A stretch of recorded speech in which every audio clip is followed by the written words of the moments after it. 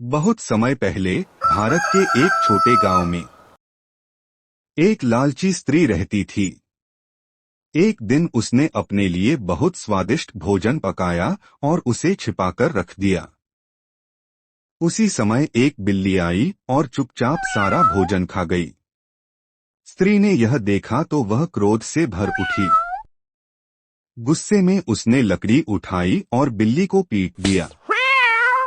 लेकिन यह कोई साधारण बिल्ली नहीं थी। रात होते ही अचानक उस स्त्री का बच्चा गायब हो गया। वह रोती चिल्लाती गांव भर ढूंढती रही, पर बच्चा कहीं नहीं मिला। थकी हुई स्त्री जब सो गई तो उसे स्वप्न में देवी के दर्शन हुए।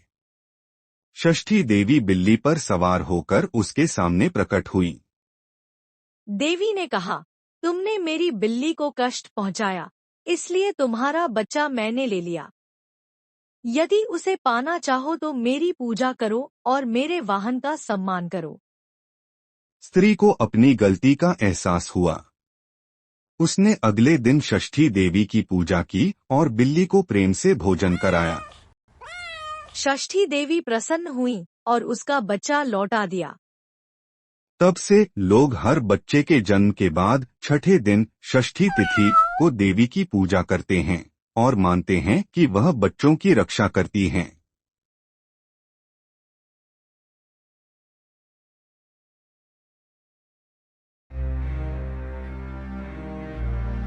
बहुत समय पहले देवताओं के पास दिव्य गौएं थीं, जो अमृत तुल्य दूध देती थीं और संसार में प्रकाश तथा समृद्धि फैलाती थीं।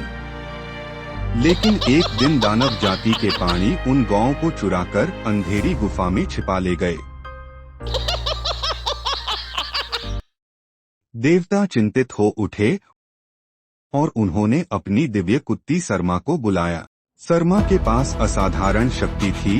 उसकी घ्राण शक्ति इतनी तेज थी कि दूर दूर तक छिपी चीजों की गंध पहचान सकती थी। आदेश मिलते ही सरमा निकल पड़ी। वह घने जंगलों से गुजरी, जहां अंधकार और जंगली पशु उसका रास्ता रोकते थे। सरमा नदियां पार करती, पहाड़ों को लांघती, जंगलों में दौड़ती रही। दिन रात की यात्रा के बाद अंततः उसने अपनी दिव्य सूंघने की शक्ति से उस गंध को पकड़ लिया, जो गायों से निकल रही। उस गंध का पीछा करते करते वह एक अंधेरी और गहरी गुफा तक पहुंच गई, जहां प्राणियों ने गौओं को छिपा रखा था।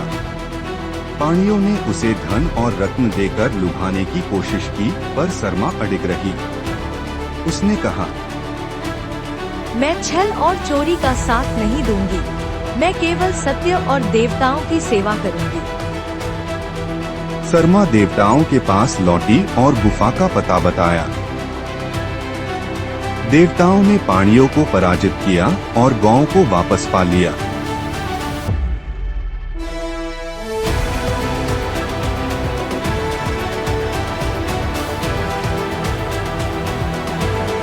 तब से सरमा को देवताओं की सबसे विश्वासपात्र सेविका और सभी कुत्तों की जननी माना जाने लगा।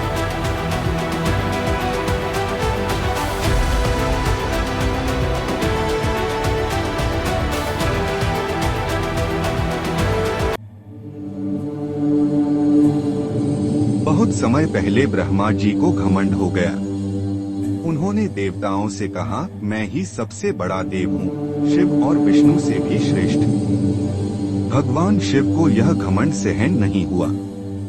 उनके क्रोध से उनके मस्तक से एक भयंकर काले स्वरूप का उदय हुआ। यही थे काल भैरव। उनकी आंखें अंगारों की तरह चमक रही थीं। क्रोधित काल भैरव ब्रह्मा के समीप पहुँचे और उनके 5वें सिर को काट दिया। इससे ब्रह्मा का अभिमान टूट गया। लेकिन ब्रह्मा का सिर भैरव के हाथ से चिपक गया। आकाशवाणी हुई, तुमने ब्रह्महत्या का पाप किया है।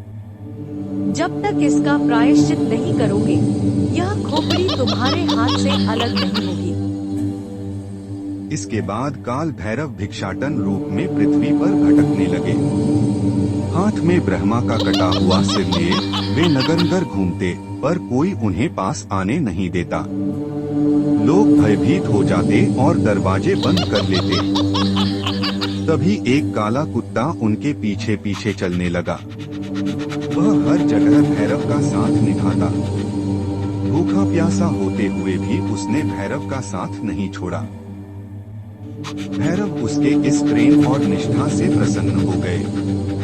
उन्होंने उसे अपना साथी और रक्षक स्वीकार कर लिया। तभी से कुत्ता उनका प्रिय वाहन बन गया।